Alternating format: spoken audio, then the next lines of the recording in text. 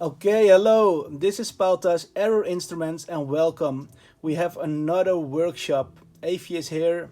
Hello. Hello, and we're gonna make something cool. We're gonna make today the error zapper. Yes, it's something that more companies make, but we make it a little bit different because we make it with input and really sensitive because of the coils and the choice of the how we build it. About the error zapper, it's if you know the light sword of Star Wars, the lightsaber, the this is a kind of feedback how they're making this kind of sounds in these days. So we're gonna start with this device, and here is Eefje. She gonna support you. Yes. Okay.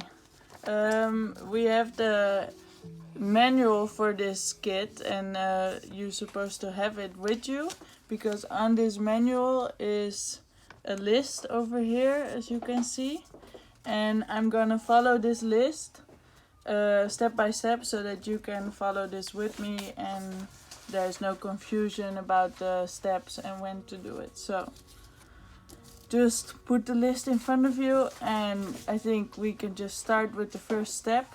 And it says resistor 100k, and as you can see, it goes in R2 and R3. Those are the names of the place on the board. So let me point it to you. Here in this side of the list is the name of the component with the value, and then here we have the place on the board. So if it says R2 and R3, then you know there's two resistors that has to go in place R2 and R3. So the 100k resistor looks like this. It's a big resistor with stripes in the colors brown, black, yellow, and gold, I think, but at least brown, black, and yellow. So get these two resistors from your bag, bend the legs over like this, and let's take a look at the board. Here by my finger are places R2 and R3. I think it is focused. Yes. So here we put these two resistors in like this. Bend the other legs also just like this, just bend them in a bracket sort of shape and put them in like this. Okay, then we can take your soldering iron. I have mine set at 400 degrees Celsius because that is a good temperature for this type of soldering. And take your tin and just from this side you can already solder the legs so that if you flip it around, which I'm gonna do now, so flip it and then you can solder this, and then once again the other legs for extra good connection, and then we clip it off just like this. So your board should look like this now. Is it sharp? Yes. Okay, let's go to the next step, and that is resistor 1k, and there's 3 of them, so I'll show you what it looks like. It's this resistor. It's really small, smaller than the other resistor, and the stripes are brown, black, red, gold. And these 3 resistors go in R1, R4, and R5, which are over here on the board. Oh, it's not in focus. Over there. And these resistors you also bend like this with the legs by the side. And we put 3 of them, so all 3 look the same. Maybe you have 4 of them in your component bag, but that's just for if you drop one or for whatever reason you need an extra one, then there's one extra. So we put all 3 in like this, get the soldering iron, and let's solder these 3 legs from the top side of the board, so that when we flip it like this, nothing falls out. And we can solder the other 3 legs.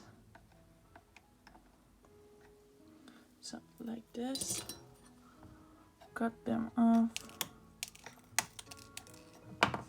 And the board should look like this now. Yes. It doesn't matter which way around you put the resistor in, like this or like this, because it doesn't have a polarity, so it doesn't matter. Okay, let's go to the next component, and which is diode. And there's only one of them, which goes into D1. So let me show you what the diode looks like. It looks like this. It's quite big, black, with on one side a gray ring all the way around it, and in this case it's on the right. And this ring indicates which way around the diode goes into the board, because it does matter with a diode. The diode only lets a signal through in one direction. So if you look at the board, here is the place where the diode should go. Oh, it's not in focus. Yes, there. And as you can see on the footprint on the board, there's also a white stripe on one side of the diode, and that should correspond to the gray ring on the real diode. So it has to, so the white stripe is like pointing up, so we put this gray stripe pointing up. So once again, bend the legs just like this. Make sure the gray stripe is on the same side as the white stripe on the board. Put it in, check it, check it. Let me show you. It should be like this. The gray is pointing up. And we can solder it once again. One leg, flip it around, the other leg, and cut it off. Like that. And now we should have something that looks like this. Okay, next step on the board, on the list, is the capacitor 100 UF microfarad. So we have 2 kinds of capacitor in this module. So now we're gonna do the 100 UF. So look in your bag and find components that look like this, which is a polarized capacitor, and then check the value on there. So just above this white stripe there should be a value, and this one is the right one because it says 100 UF. So check it, just make sure you have the right one. In this case the other ones are actually another color, but we cannot guarantee that every kit has the same capacitor, so just check it to be sure.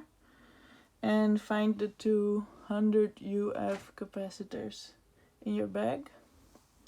This is a polarized capacitor, which means that it has one long leg and one short leg, as you can see. I'll show you with one long leg and one short leg.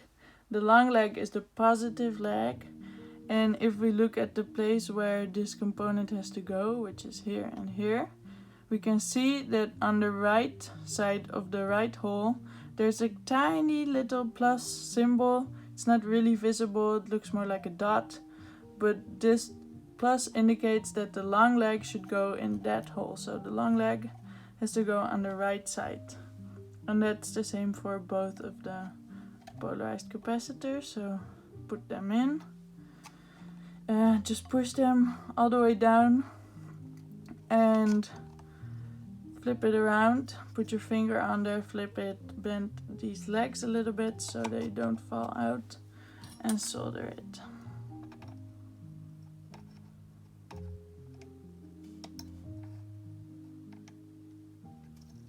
Just like this. if you don't know how to solder, I would suggest that you look up a little video about that, because it's really easy. So if it feels like you're struggling with it a little bit, just check if you're doing it right. Okay, so now the board should look like this. Both of the white stripes on the capacitor should be on this side of the board, and that way you can check if you actually have them the right way around. Okay, next.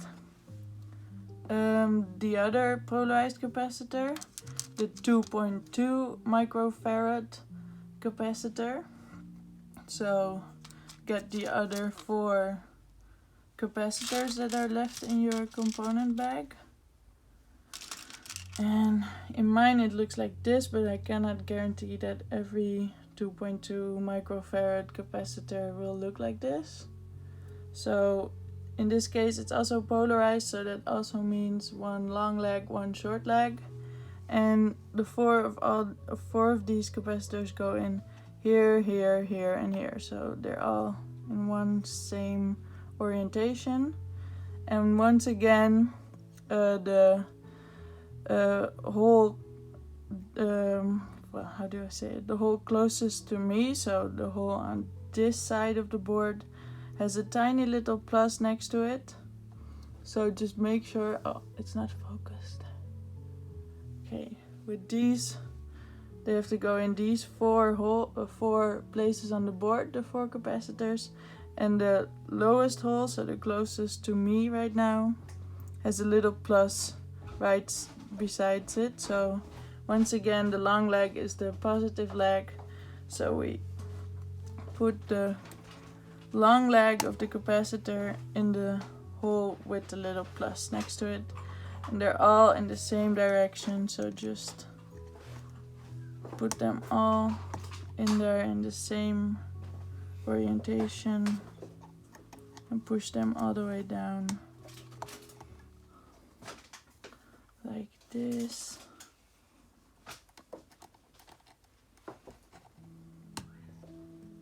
So you can see when you look at it like this that the white stripe, the minus, is all in the same direction. So just flip the board, bend the legs a little bit so that we can solder it and it doesn't fall out like this, and then solder all the legs. These pads are a little bit close to each other, so don't use too much tin, otherwise you will get one blob and that's not good. So solder it carefully.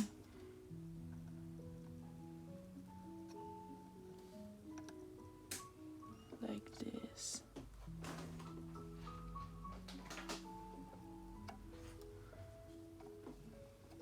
Okay, so make sure all the pads are separate and not connected by a blob, because that means there's a short circuit and we don't want that. I'll show you how it should look. From this side it should look like this. And from the other side it should look like this. Okay. Next step is the 3mm red LED. This is a very recognizable part. It looks like this. It also has a long leg and a short leg, and the long leg is also the minus. So the LED should go here where it says LED, so LED, so that's quite straightforward. And just like the capacitors, also with the LED, on one side there's a tiny plus printed next to it in white, and that should indicate where the long leg should go in. So the long leg has to go in on the left side where the plus is. We push it in, but we don't push it in all the way. You bend it forward, so it's just pointing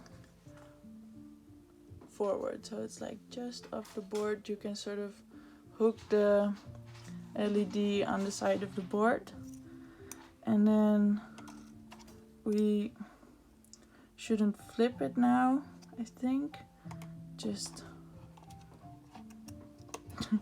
it's a little bit hard.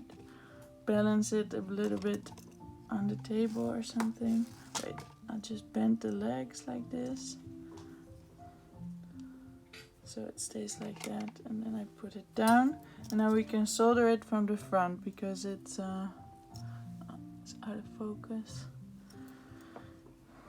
Because from the front you can see where it is pointed at, and then you can make sure that it's still pointing forward.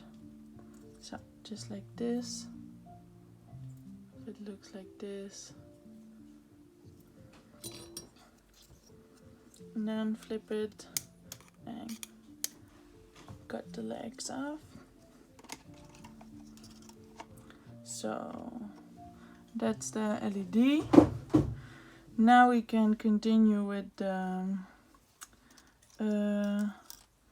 chip. That's the next part on the list. It says chip TL072, which is this chip. But to put the chip in the board we need a chip socket. And that looks like this. So it looks a little bit like a chip, but then without the actual chip. As you can see, the socket has a little half circle cutout on one side, on the left side in my case. And this is also indicated on the board where the chip should go. You can see that also on the left side in this case there is a half circle cutout in the white rectangular line that indicates the chip, so we can match these two cutouts so they're pointing in the same direction. And this way we can know for sure that we put the chip in, when we put it in, that it's in the right direction. So make sure the circle cutout, half circle cutout is the same direction as on the board. Put your finger on it, flip it, and just push the legs out a tiny bit so the socket doesn't fall out. And then we can solder all 8 legs of this socket.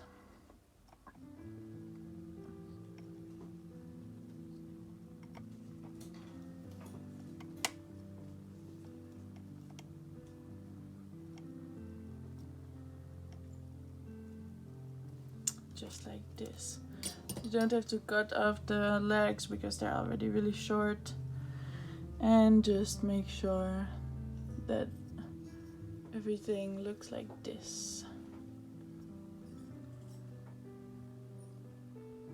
Okay. So now we can actually put in the chip that I showed you before. And the chip also, just like the socket and the thing on the board, has one half circle cut out also on the left right now. And this indicates the way that the chip should be put into the socket. And just make sure that the circles are on the same side.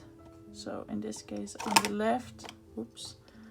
And push the chip in. Like that. Okay, so as you can see, the half circle cutout is on the left. Okay, after the chip we can go to the next part, which is the Tonky Con, and that is the 3.5mm mono jack socket. No, not socket, jack connector, I think. And this looks like this. Most people know this part because a lot of modules, Eurorack and other stuff uses this. On there is a nut, or maybe it's not on there and then it's just in the bag, but make sure the nut is not on there. And you should have 2 of these in your bag, so grab both of them.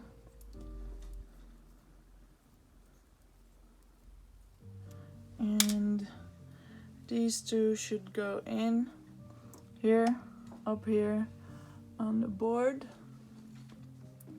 And it has one leg sticking out. This is the ground leg, and this should be in the top hole, and that's the same for both of them.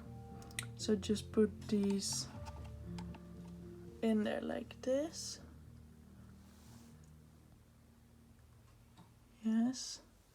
And then put it down gently.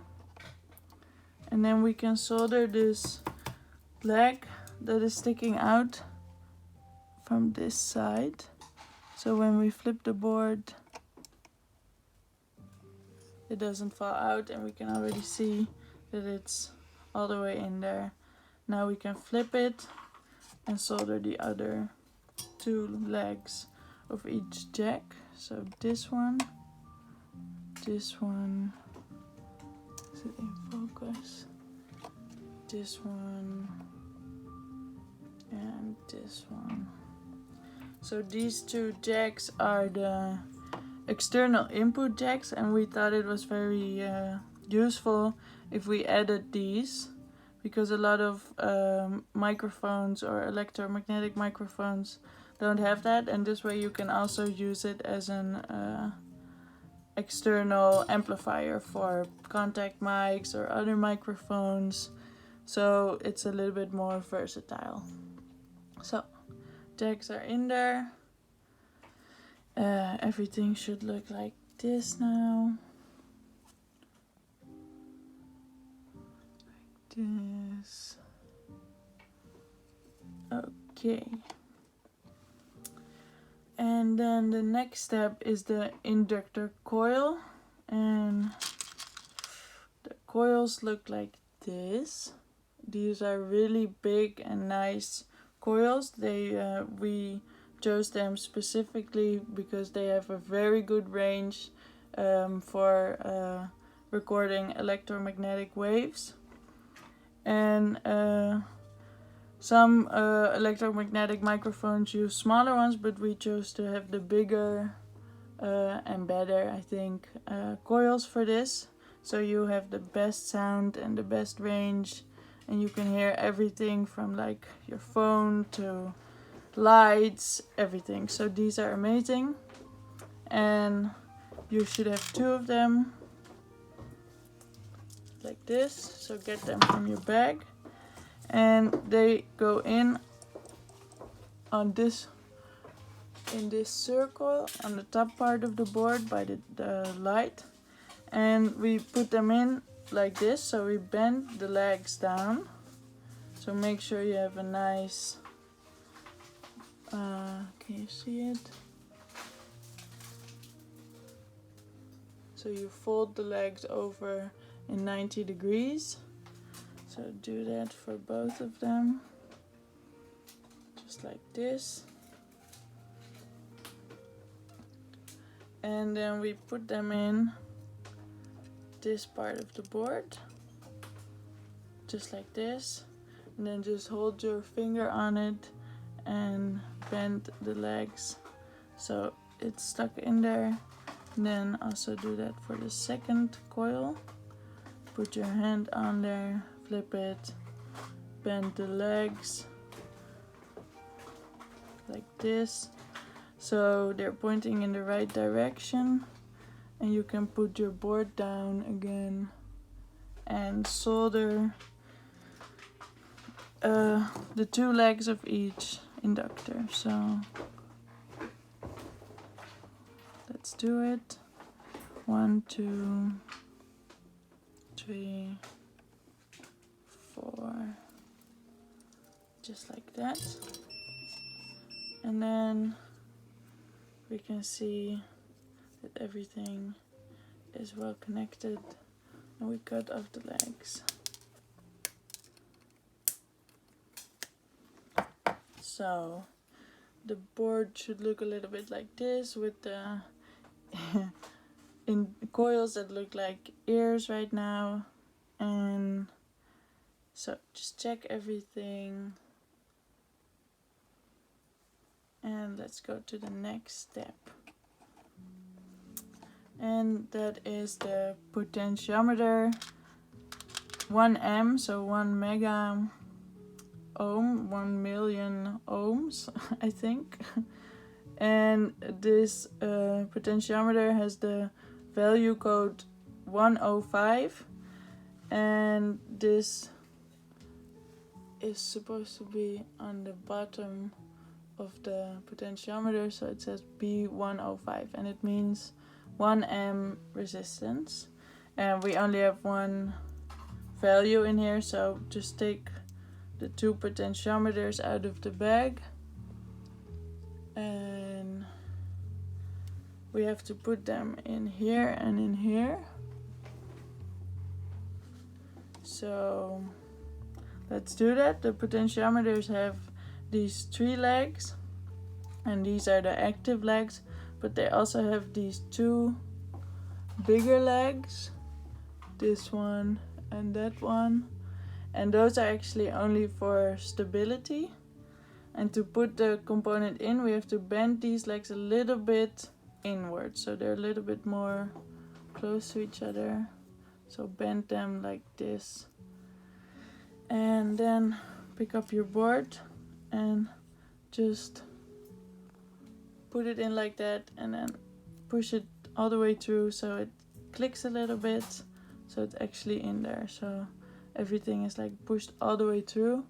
This is quite important because if these are like crooked or pointing in the wrong way, then the front panel does not fit on there anymore. So just make sure it's straight, it's all the way in there. Then take your second potentiometer, also push these legs a little bit like this, not too far, and put it in the other hole. So this one really clicked, that is good. Now we can flip the board around, and first we solder these 3 legs and these 3 legs, and let's just do that. So 1, 2, 3, and the other one 1, 2, 3. Then just flip it one time, make sure everything is actually all the way in there, because sometimes when you flip it and solder, it can fall out a little bit and be crooked again. So let's check it one more time, everything is in there in the right way. And then we can solder these bigger legs for extra stability. So you don't have to solder them really well, as long as they're a little bit stuck, then that's good. This like this. Okay, alright, these are in, and everything looks like this now.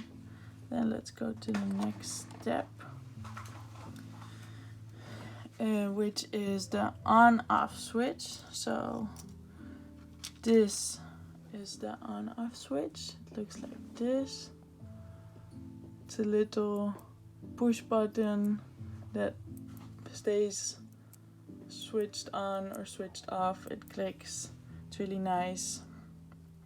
It has 6 legs, and it goes in this part of the board. Yes, you can see it, this part of the board.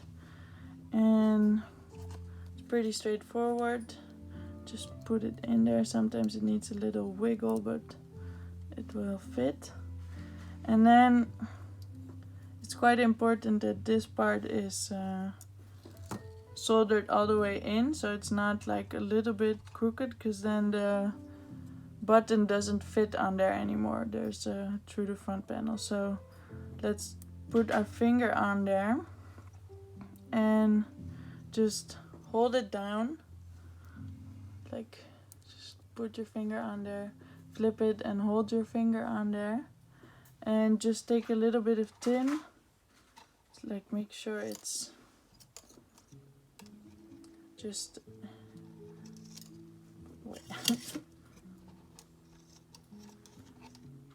it's just like this. Then we can take the board, and I think you can see it.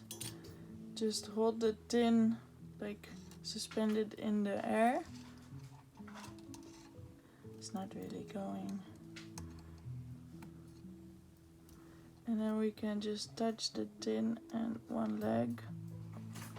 So you just make sure that the first leg is soldered while holding the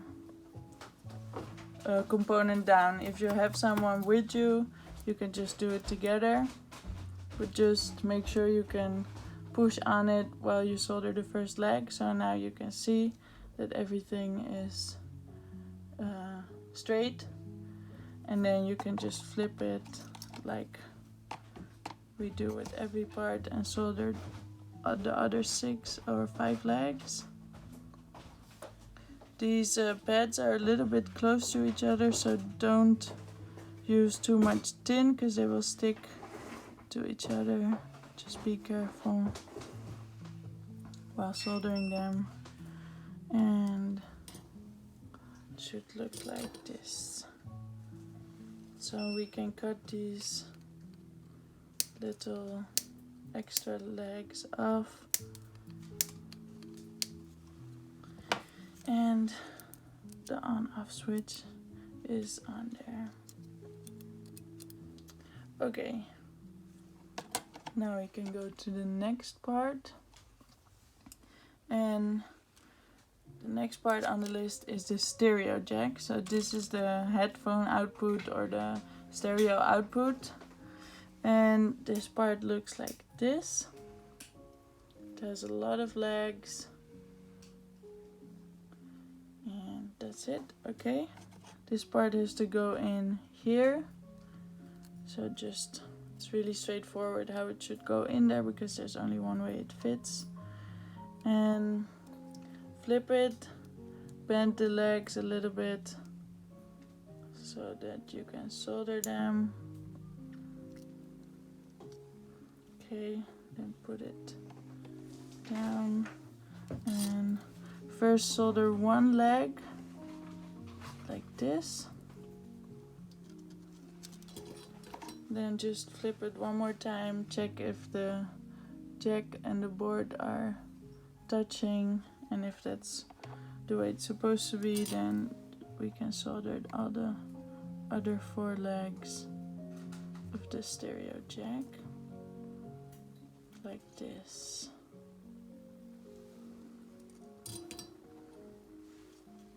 Okay, so the output is now on there.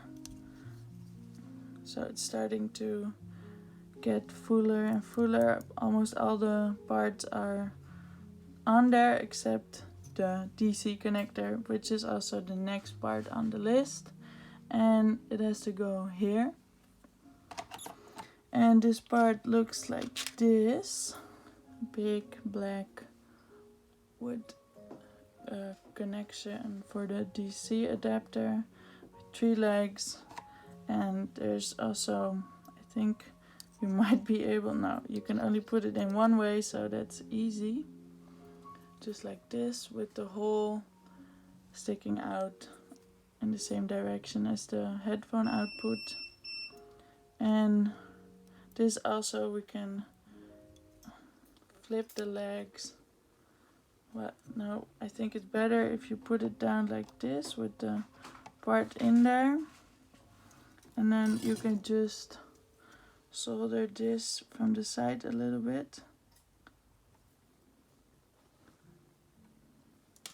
So then we know the part is in there. And then we flip it and we can solder all the legs fully.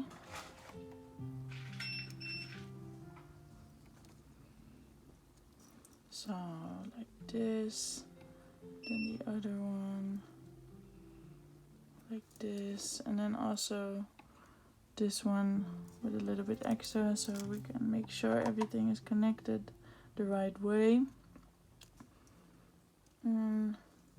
That looks good. So So as you can see, I did not fill them completely with tin because that's not necessary, as long as the leg is actually connected to the hole, the pad on the board. So if you want to make sure everything is really well, you can just add a little bit more tin like this, but you don't have to. Okay. Now we can cut off these extra legs sticking out. Okay, now all the parts are in there, I think. Yeah, so we finished the first part of the list. And next step is to assemble this into the fully finished instrument microphone thingy. But this video is gonna end here, and in part 2 we're gonna explain to you how you do the assembly of this electromagnetic microphone. So thank you for watching this video, and I will see you in the next video because this is not finished. Thank you. Thank you.